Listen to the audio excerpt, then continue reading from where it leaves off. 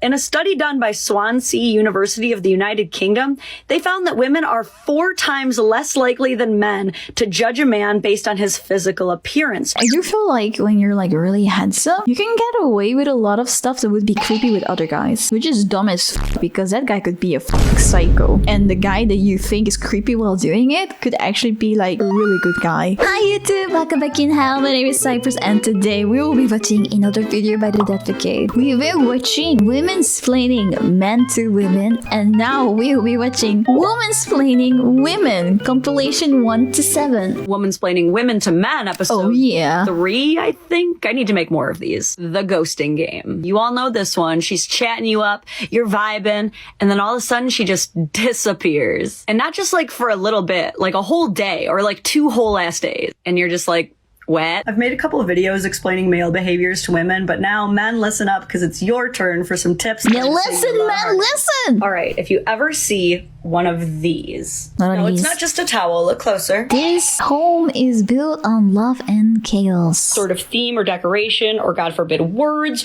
or if it has initials of any kind, don't use it. Don't touch it with a 10-foot pole. Don't look at it. Don't think about it. It is the decoration towel. Decoration towel. Okay, not gonna lie, I don't have a decoration towel. I also never grew up with a decoration towel, but I understand the decoration towel. I understand it. Your gut instinct is correct. It serves no purpose. It is stupid. It is stupid. It has no purpose. It's just pretty. That's it. It is a waste of time, money, and usable towel space. You know that. We know that. It does not change your assignment.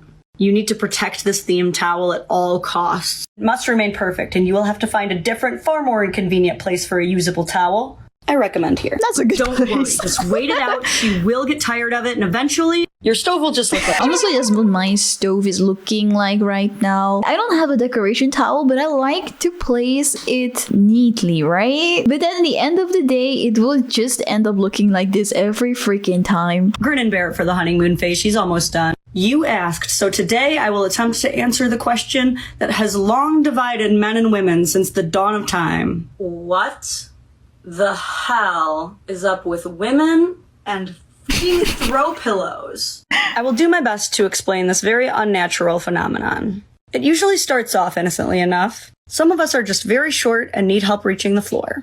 I got little legs. A woman usually gets her first throw pillow as a sign of independence. She's on her own and in the big world now, and she's going to define herself with a quaint but decorative... I don't have any throw pillows yet, but I'm thinking of getting them. I hope I will get a normal amount, but I don't know, man. Maybe I will end up like all the other women too. It is a rite of passage into womanhood and an exciting time. However, many people don't know this, but buying throw pillows actually releases the same chemicals in a woman's brain as getting a tattoo or getting her hair colored. Oh, really? It provides a very temporary healing and therapy for major life events, and soon she will be in... I mean, I do feel like that with throw pillows because I don't have a couch yet. I'm waiting for my couch. My couch is almost here, but anyway, like any other like house decoration thing feels like a new tattoo or getting my hair dyed. Not gonna lie. I can see how that is the same for the throw pillow. As life barrages her with hardships, she will only need more pillows. The more pillows! To a woman is much the same as a security blanket to a child and will bring her through many tough times. However, they are dumb as hell. So if you can't find a good place to sit down, just do what I do and say, hey baby, you wanna know why they're called throw pillows? And just I'm once again here to explain the secrets of women. This is a big one. Why does she never know what she wants to eat? Every single time. You're like, babe, what do you want to eat? I don't know. Actually, right now too, like I'm a little hungry and I don't even know what I want to eat, man. It's hard. I don't know. I don't know what a restaurant is. Every time. What is a restaurant? You see, that thing you're doing, asking at dinner time, it's already too late. She's hungry. She is in a fugue state. She's not all there. She's telling the truth. She does not know what year it is.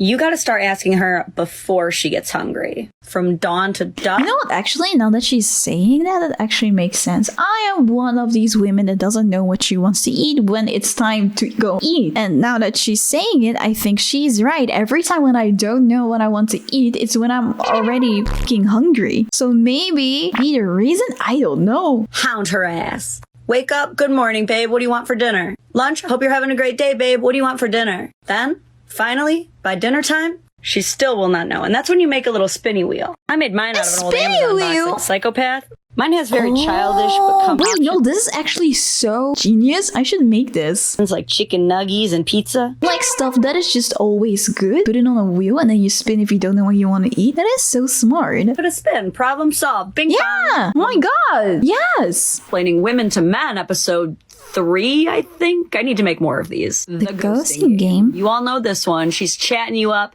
you're vibing, and then all of a sudden she just disappears. And not just like for a little bit, like a whole day or like 2 whole ass days. And you're just like, what? There was a cadence going here and now you're just like gone. I've noticed that there is like this phenomenon with modern dating that's very similar to the don't pick up the phone until the 3rd ring thing, but like way worse. The abrupt ghosting thing is both a domination tactic and a test of your loyalty. It's a power move, and it's her way of saying, I'm independent, I have my own life, I don't need you. Oh yeah, I don't know anything about I've never done this. But I want you enough to see what you would do if I was just gone. The only thing that I have done is like, I'm not ghosting. No, not ghosting. I don't do that when I'm like interested. The only thing that I've done is like, you know, when you're actually waiting for that message to come, but you do not want to immediately answer it when it comes.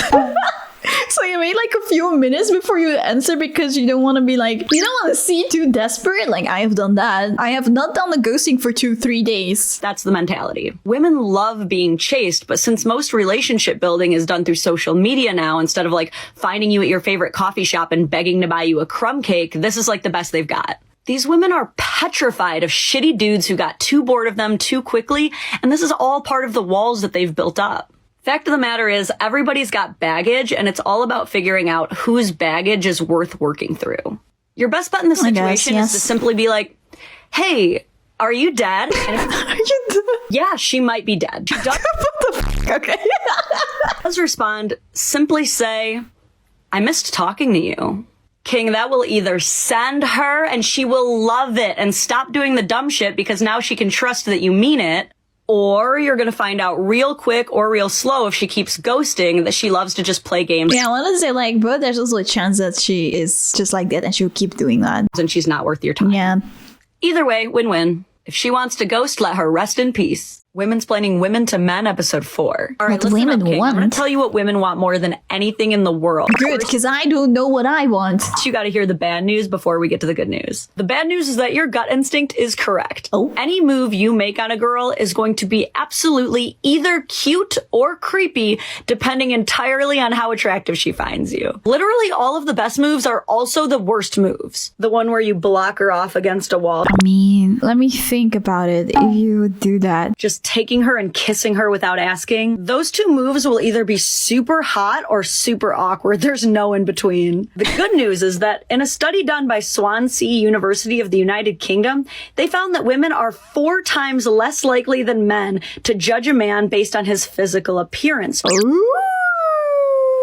No, but I do think it is correct. I do feel like when you're like really handsome, you can get away with a lot of stuff that would be creepy with other guys, which is dumb as f, because that guy could be a psycho. And the guy that you think is creepy while doing it could actually be like a really good guy. 3 times more likely to choose their mate based on his personality, and 2 times more likely to find him more attractive based on his intelligence. But let's go, women! I am proud of you. Let's go. This is good. Meaning that you do not have to fit some conventional box of attractiveness for most of us. I believe in this because I experience this myself too. I only start to think someone honestly is hot or not depending on how they talk. If they talk like a douchebag, immediately they're not attractive to me anymore. Being confident and clever over having a 6-pack any day.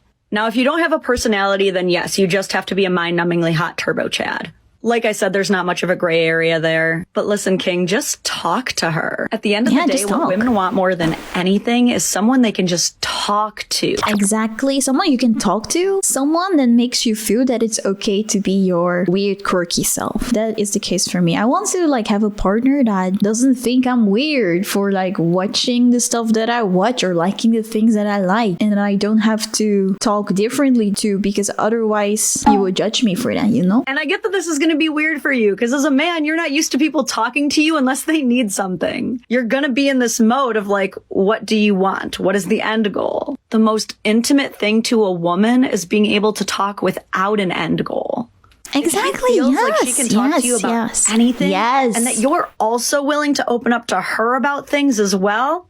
You can go bald and grow a gut because she's yours. Look, we know looks fade, but that connection and being able to talk will get you through anything. When you find someone that you can talk to, hold on to that and follow for more so you don't mess it up. So I'm gonna have to re-womansplain something real quick. In a previous video, I just don't think that's good advice. I wouldn't send a picture of myself doing chores to get credit, and I would be annoyed if my husband did. recommended to men that they send their female partners chore selfies as kind of like a funny way of letting them know that things are getting done and kind of like... Why would you get annoyed though? I would be happy to see that he's doing the thing that I wanted him to do. A playful way of giving her some peace of mind. As it turns out, I would be happy. Don't do that. That is apparently just a me thing. Yeah, okay, yeah, everyone is different because for me, I'm like, I would like that to get the confirmation that he's doing the thing that I wanted him to do, you know? But everyone is different. Some people can find it annoying, some people can find it fun. It's just the way that humans are. Most women hate it. No, it just depends on what your partner is. Just a little corrections corner. Don't send chore selfies. Don't ask about chores. Do chores. Don't acknowledge that you did chores. Just pray that she notices and that you did the right chore. Other than that, buy yourself some good beer and a dog. It won't help any of that make sense, but it'll help. Womansplaining Women to Women, Part 1. Women to women, let's go. I'm here. Hey, bestie, remember that thing we all went through where all of the magazines and media portrayed these super unrealistic beauty standards that we all internalized and then proceeded to grapple with crippling self-esteem issues over? Good times, good times. Fantastic. Anyway, the same way that we used inspirational Instagram posts over sunset backdrops and strong feminine power ballads to find our own internal beauty, we now have to do the same thing again, but for our entire homes. See, now it's not just supermodels filling our pages with their skinny waists and their super large eyes. That is now true. It's these fluffed and staged, pristine, gray and white, not a speck on them living rooms. And they all have that one empty glass jar with a singular monstera leaf. And for some reason, we all want it so bad. And it's driving us insane. And it's making us... How does she know me? How does she know me? ...out just a little bit on the people who live with us. Y'all, we are literally giving ourselves anxiety because instead of a neatly vacuumed ottoman by a bay window, I feel exposed. Air that is dedicated to laundry. And instead of a thriving living wall of plants, we have a door that you kind of have to lean into and lift up a little bit to open. And the fact is, no one cares. Think about your happiest memories as a kid. Were they in perfectly pristine white and gray homes? Or do you not remember that part? Think about the night that you met the love of your life, or the first time you felt your baby kick. Was the bed made? I don't have a baby. What baby? The fireplace mantle perfectly organized? You don't remember. Am I supposed to have one? If you and your house don't look like what you see on Instagram, cool, no one does. The next time you start stressing out over this, tell yourself, real people, real lives, baby. Real people with real lives have socks on their couches. Real people with real lives leave a cup out sometimes. Well, thank God I'm not a real people. Thank God I'm a vtuber. Thank God I'm a 2D waifu. Real people with real lives have entire rooms where nothing matches. You are a real person with a real life, and you don't have to be anything else. Some of my female friends will complain to me about stuff, and when I offer a solution to the very fixable problem, they get mad at me for mansplaining. Some of my female friends will complain to me about stuff. Oh yeah, that's the thing. They're just, listen, this is because we already know. We already know the solution. We don't need you for the solution. We need you there for the emotional support. Ah, classic. I really thought I was off work today, but y'all conned me into another episode of Womansplaining Women to Men, Part 7. Look, gentlemen, that magic moment right when you're about to sit down and you've already got your beer in hand, and then all of a sudden from upstairs you hear, babe, that's when you know you have to fix something. This, when she's complaining about a problem. Yes, that's not it. Not when you have to fix anything. I find it so funny that women in this regard are so similar. At first, I always thought this was just a me thing. You know, that I would get mad when I complained about something, and then the guy would be like, hey, you have to do this, this, this, and this. And I'm like, hello, I already know that. I already thought about it like 2 hours ago. I'm not going to you to ask for a solution. I just want to talk about this thing that is bothering me, but not in a you have to solve my problem way. At first, I thought it was just me, but apparently all women, or a lot of women, have this. So that makes me feel not alone. I know. It goes against every muscle fiber in your body. But in that moment, don't even try to come up with a solution. Just hug her.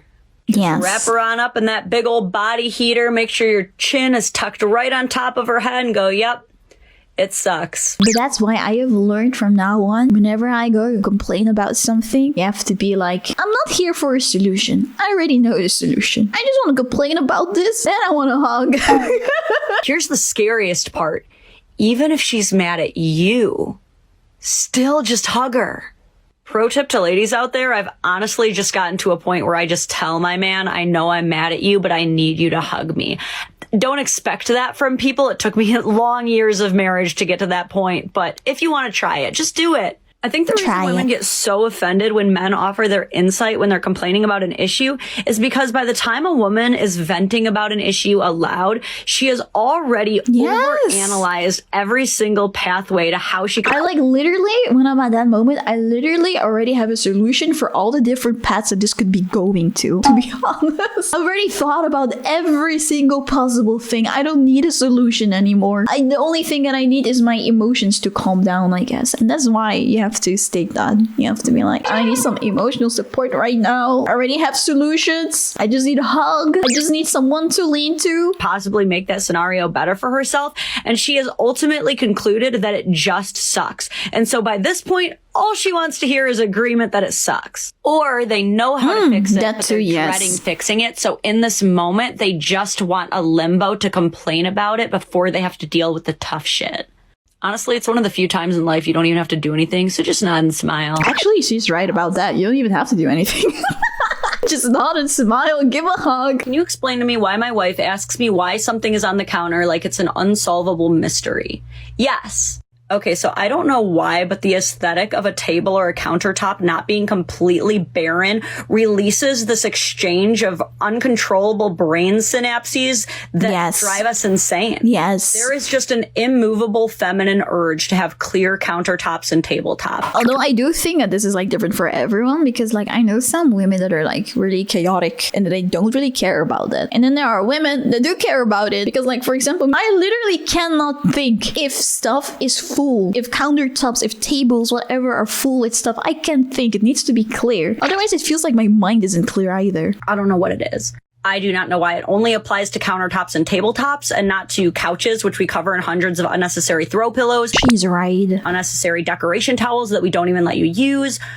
But that's the feminine urge. So she doesn't actually care the reason it's there. She's just trying to get you to move it so her weird reptile brain can be happy. I'm only talking for myself, and maybe these women feel the same way, but it just makes my brain very chaotic to see a countertop full of shit. Not literal shit. You know what I'm trying to say. Hi, thank you so much for watching. If you liked it, please don't forget to give a like to the video and subscribe to my channel. I also stream live on Twitch and on YouTube, so follow me on Twitch or just turn on the notification bell on YouTube to know when I go live.